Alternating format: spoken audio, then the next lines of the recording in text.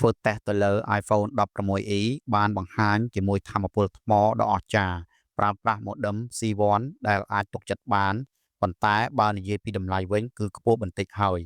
គួរឲ្យដឹងថាថ្មីនេះក្រុមហ៊ុន Apple បានណែនាំផលិតផល iPhone 16e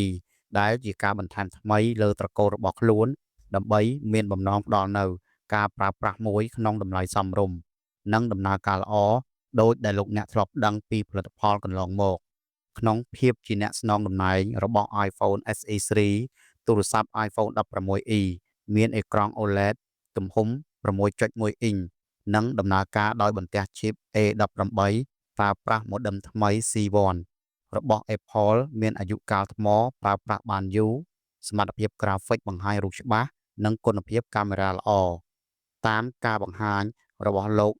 MKBHD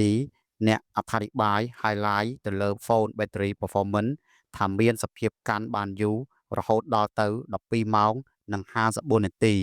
លើការធ្វើតេស្តប្រើប្រាស់ web browsing នៅលើ cellular mobile បន្ថែមលើនេះ CNET ណែនាំការសាកល្បងជាមួយឆ្នាំងសាកកម្រិត30 វ៉ាត់វាអាចបញ្ចូលពី0ទៅ59%ត្រឹមតែ30នាទីប៉ុណ្ណោះ